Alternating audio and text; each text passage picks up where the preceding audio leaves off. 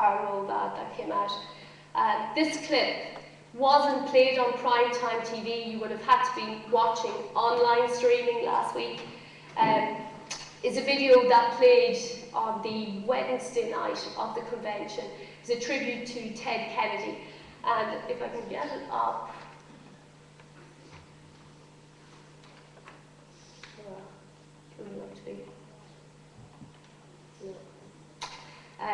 Anyway, it comes to.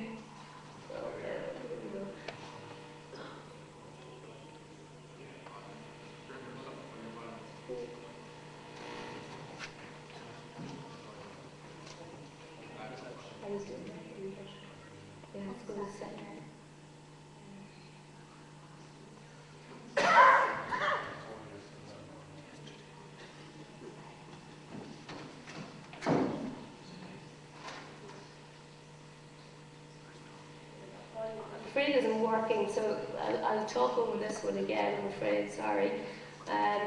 Anyway, this was a Ted Kennedy tribute that played last week at the Democratic Convention.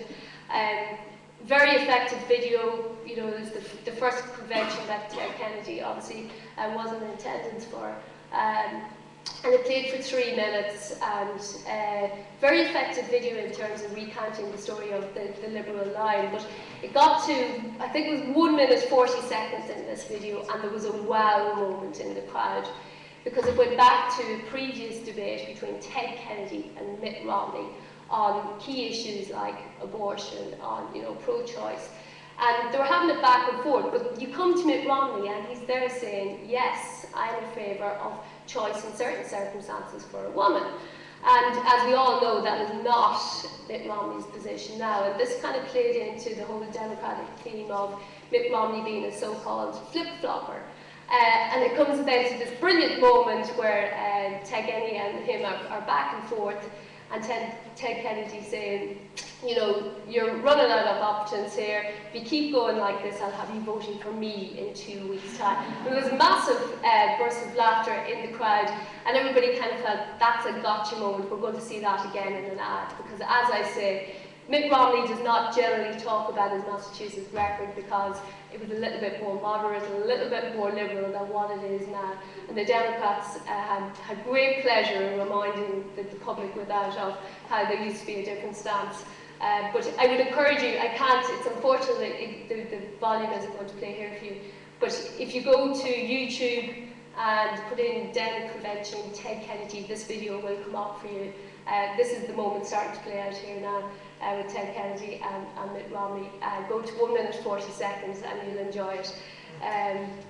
Anyway, so to some of the Obama Democratic Convention themes, their whole problem this week in Charlotte was this thing of diminished enthusiasm.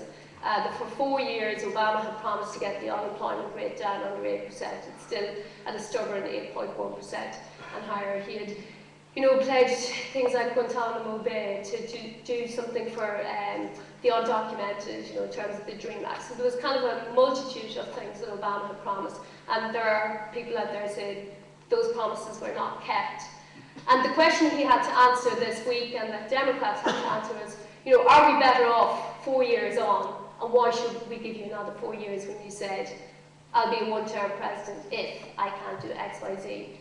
And the message from Democrats this week, and Bill Clinton, who went off the teleprompter 5 minutes into his script, he was about a couple of paragraphs in of a 4-page speech when he went off on a tangent the other night, and he finally came back at about the 40th minute into it, so a 30-minute speech became 50 minutes. But it was Bill Clinton answered those two questions of, are we better off and why another 4 years?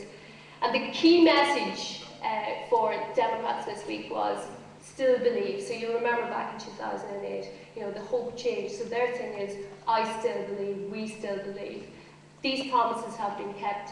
Let's go forward, not back. And in Obama's speech on Thursday night, he mentioned the word choice 20-odd times in 38 minutes. And what Obama was clearly trying to do was draw a massive contrast with Romney on, low taxes for millionaires, on reform of Medicare, on welfare, on foreign policy. Like, he had an incredible dig at Romney saying, these guys do not have foreign policy experience. Look what happened when he went to London for the Olympics.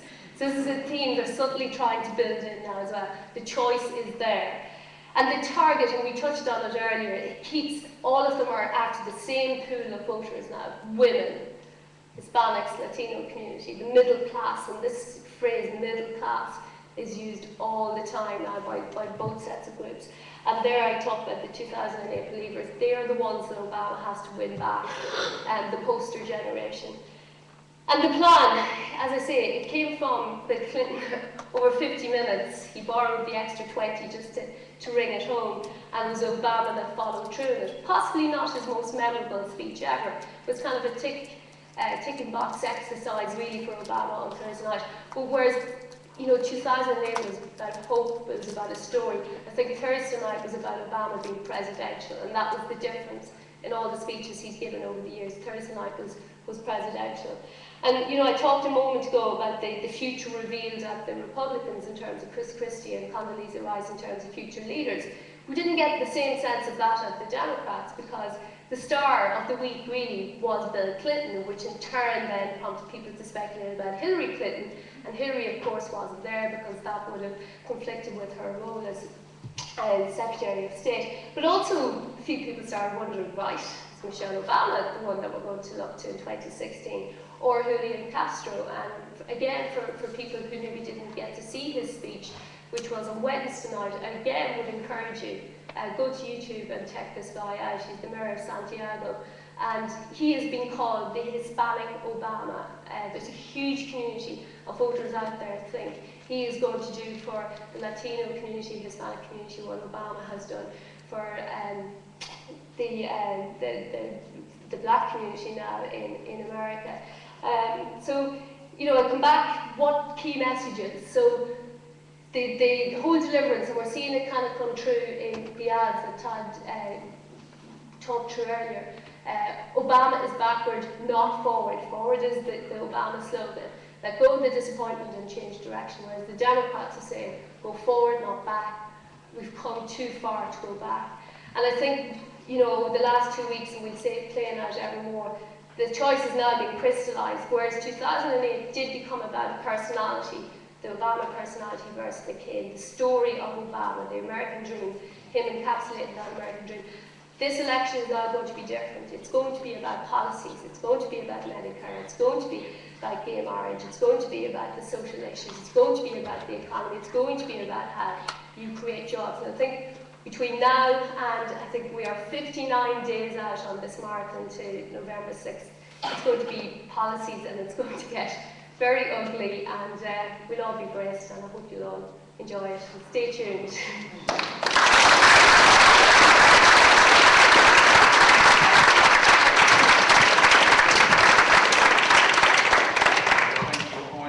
On Wednesdays, we were setting up the theatre here as part of testing the screen. I asked Tomas Kavanagh, who's the director of the theatre, to download that full Ted Kennedy tribute that was done at the Democratic Convention earlier this morning.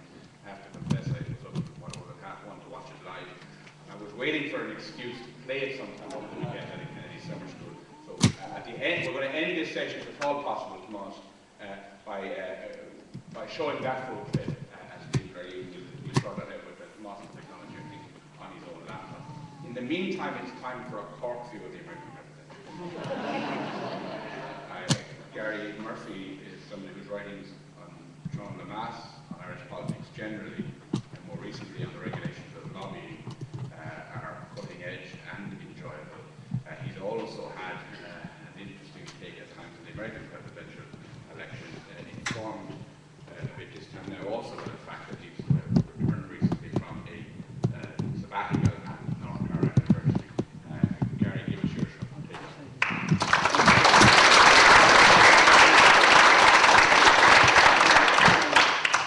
Thanks very much, Noel, and very glad to be here in New Ross.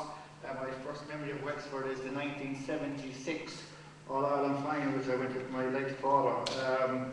Of course, Cork's first 3 in a row, so these days pain me. I'm sure they pain all Wexford people when we see Kilkenny dominating, hurling the way they've been doing for the last number of years, and particularly this weekend. So fight for my voices. somewhat strange for no other reason, but I'm very happy to be here in New Ross. Speaking at the Kennedy Summer School, I was very struck by Bobby Kennedy last night in his speech. As we know, in June of '63, President Kennedy, the great-grandson of an Irish immigrant himself, became the first serving American president to visit Ireland. And the Irish trip is important because the whole European trip is important because you get Berlin, famous Berlin Wall at the time, you visit London. Kennedy himself was the person who insisted against much advice from his aides on visiting Ireland.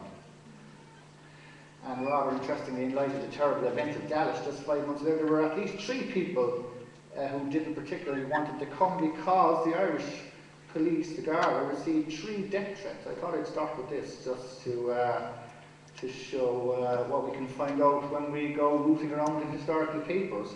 3 death threats were made against President Kennedy in Ireland in advance of his visit. Gardaí were alerted to 2 telephone messages alleging that he would be assassinated during his 3-day trip. And a third was phoned to the news desk at independent newspapers. One claimed a sniper armed with a rifle would be waiting on a roof near the President's roof from Dublin Airport to the Irish President's residence at the Áras an Uachtaráin, and would be ready to open fire as the motorcade passed. This is rather tragic in light of subsequent events. The second involved the claim that a bomb would be planted on board an aircraft at Shannon as Mr. Kennedy prepared to return to the United States. And the classified files in the Department of Justice in 1963 also revealed a threat phoned to independent newspapers where a man claiming an attempt would be made on the President's life at Dublin Airport. All 3 were treated as hoaxes. No one was arrested, and of course we know the President was greeted with great triumph. I said I'd open with that because Noel asked me to talk about the Republicans for the most part and why the Republican Party has chosen Mitt Romney. And I'm going to try and do that by looking at a brief history of the Republican Party itself and looking at a brief history of recent politics in the United States. Because what strikes me about the United States now is the vast partnership that exists in the United States to this day. This is, of course, the other thing I know as an academic, we're always told to come with a script. So I have a script, and I tend to say, how am I supposed to follow my 2 previous speakers in the extraordinary use of media? I have a script which is now all but redundant in the light of my previous speakers, but this map here is basically where the sort of presidency stands at this stage. It is a compilation of a variety of different polls, and what we see is that the West Coast and the North, these are to all intents and purposes that had stated Democratic. The South, with the exception of Florida, is Republican. The heartlands are Republican. This election will be fought on basically 8 states, these grey states here. Ohio, Michigan, although that's looking much better for the President. No, Wisconsin, Mr. Ryan. Vice presidential selection might have changed, but I doubt it. Iowa, Colorado, and down here, famously North Carolina and Virginia, not Georgia and Albany. So these 8 states. So why have the Republicans chosen the man they have chosen? Well, it's very interesting. I think you have to go back and look at the history of the Republican Party. And what did the Republican Party stand for in 1861? The abolition of slavery. What did it stand for in the early 1900s? Regulation of the market, for the most part. What I would argue is that the changing nature of both the Republican Party and the Democratic Party over the course of the last 150 years is radically striking. The shift of the Democratic Party from the laissez-faire economics and segregationist policies which dominated its thinking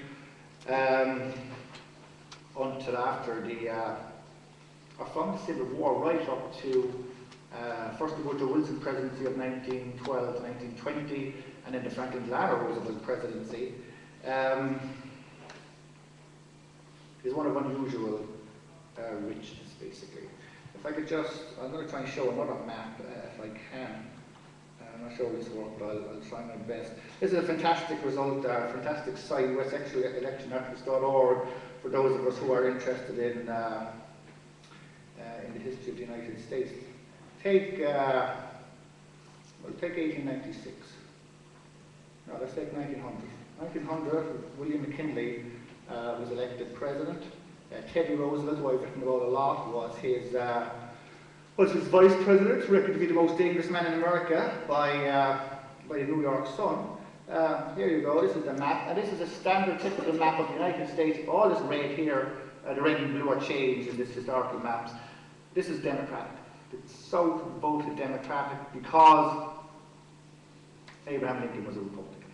That is, I think, a standard historical narrative of the United States from 1864, when George McClellan, who was Abraham Lincoln's commander of the Potomac, actually ran against him. And if I'm very interested to watch his presentation of JFK, but if George McClellan had won the 1864 presidential election, we would probably be facing two elections now. We would have the election for the Confederacy, and we'd have the election for the rest of the Union. And this now, if we just shoot back, that's what I'm trying to get across here. Is let's look at basically, well, let's look at 2008. 2008, with the exception of Florida, this is all Republican now. And why is it all Republican? Well, for a variety of reasons. But segregation is one reason. The changing nature of the black vote is another reason. The disenfranchisement of white, working, poor Americans who go stock car racing, etc., who all vote without really deviation Republican. And you look at the presidential election, and Tad has done it, so I won't, but I wanted to show 1936. This is very important. This is the 1936 presidential election. And why is this important? Because this is the last time a candidate with unemployment at more than 8% of the vote wins in an incumbent. This is FDR. As you can see here, he basically demolishes his opponent, Alf Landon. I wanted to draw some historical parallels here. Alf Landon was the governor, I think, of Kansas, and he was, I think, the third richest man in America at the time. And it was really striking when I watched Barack Obama on giving his speech that he mentioned FDR. And he mentioned FDR deliberately, and in the ads that were shown, government has now come full circle in the United States. This election is about government. And it's about all the things Arnie mentioned, and the things Tad mentioned. It's about the economy, it's about social issues, it's about choice. But it's about where you stand in terms of the government intruding or helping people. That is the scenario here. The 2012 presidential election, with a person attempting to gain re-election on over 8% of the vote, won't be like this. But we don't have to go too far back to the last American president, greeted with great joy when he came to the United States, or came to Ireland, of course, was Ronald Reagan. Now, many presidents have come. Richard Nixon came to Laois with Tim O'Hoe and was greeted with egg battering in 1970. But when George Bush, of course, came, and people tried to arrest him when he came a few years ago. But Ronald Reagan came to Ballycoreen. And what I wanted to show here, if this map comes up, and I hope it will, is his famous victory. Why is this important? This is the great landslide of Ronald Reagan in 1984. California, 57%, Monday 41. Now we say California is the most liberal state. Without California, the Democrats couldn't win, clearly.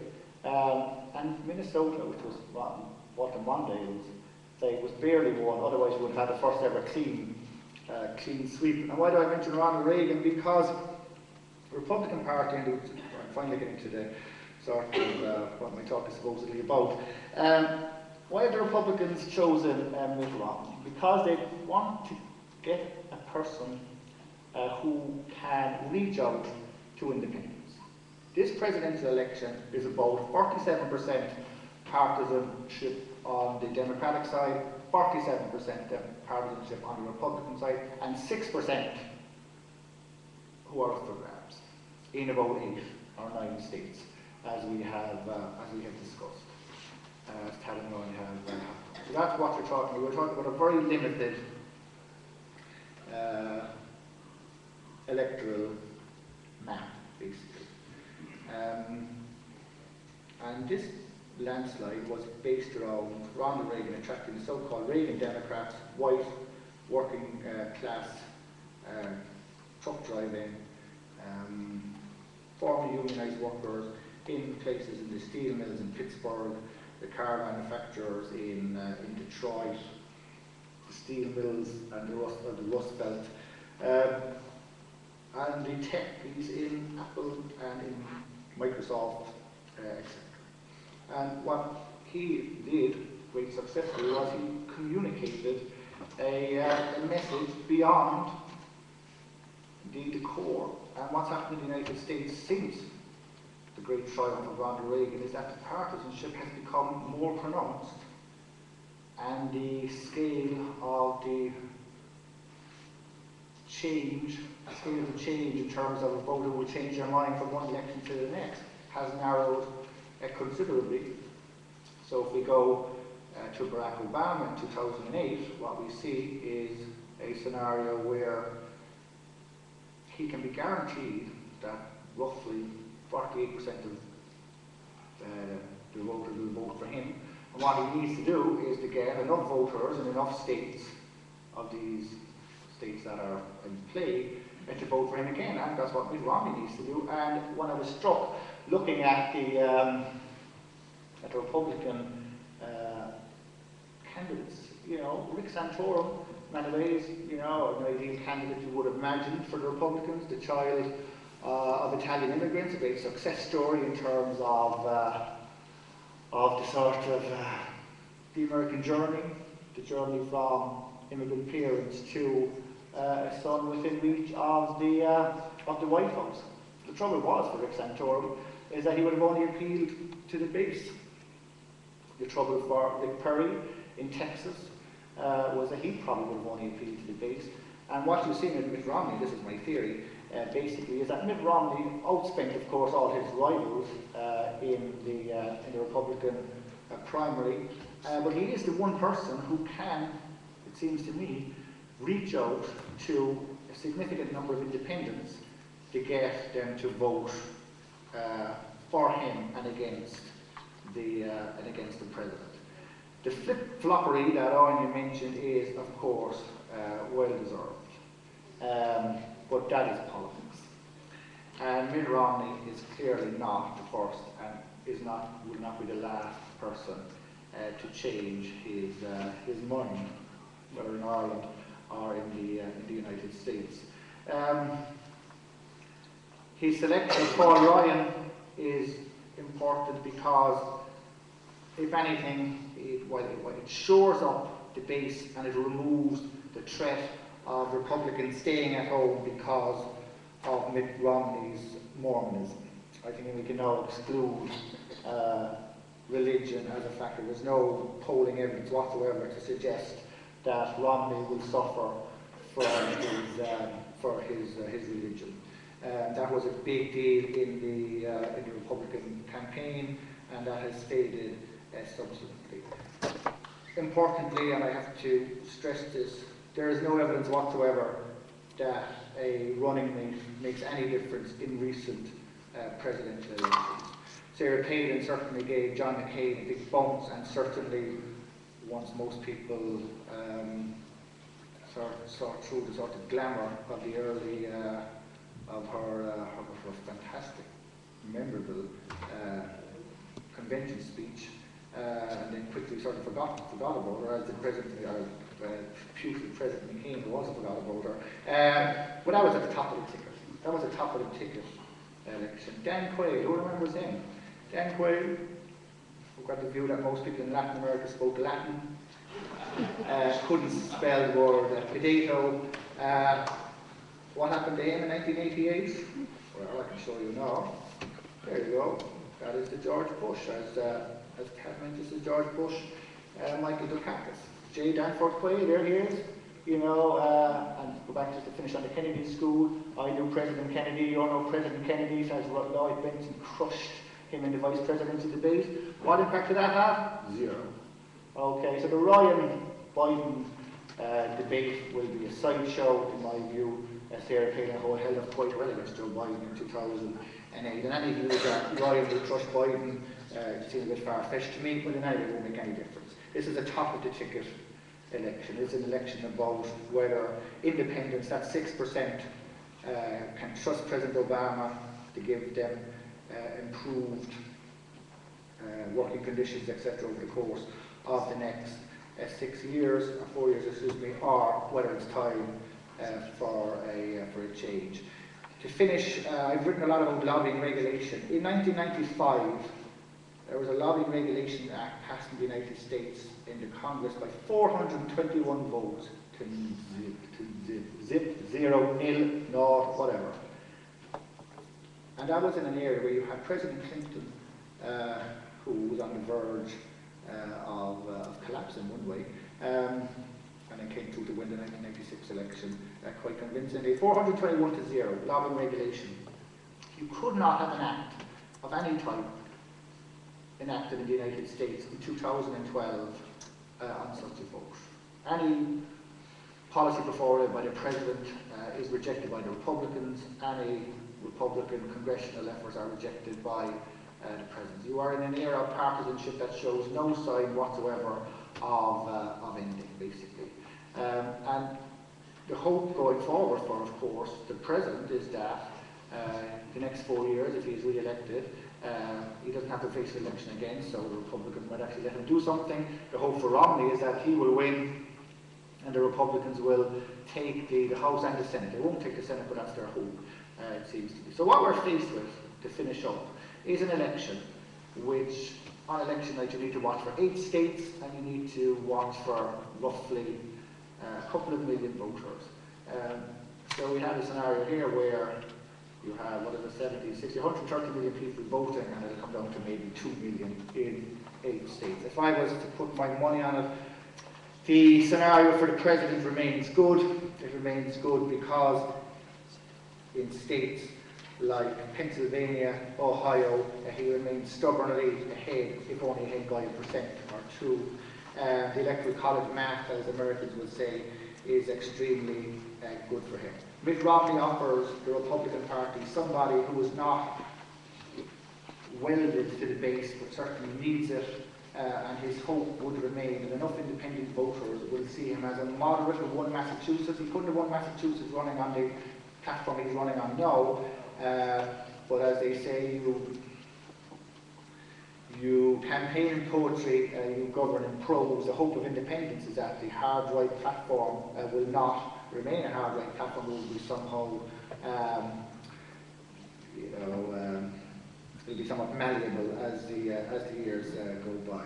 I'll end by saying that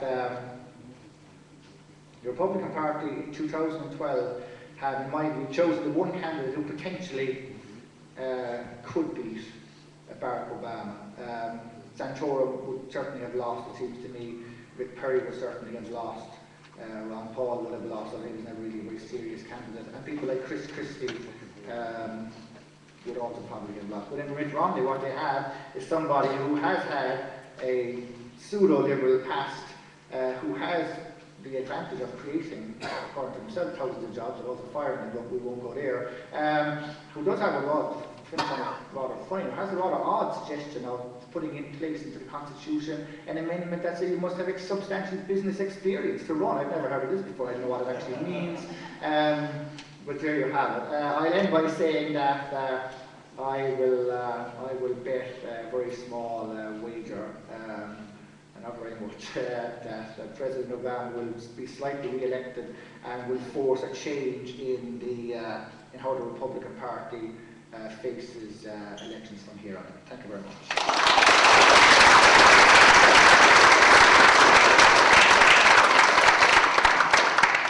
A little bit of furniture moving now on stage and bring up two more speakers, contributors. Tom Plank is the chairman of the Republicans Abroad. He's chairman of the Republicans Abroad here in Ireland. He's a lawyer. He's a former director of the Government Transparency and Campaign Finance Commission in Atlanta. And I'd ask him to come on stage. We'll move the chairs and set the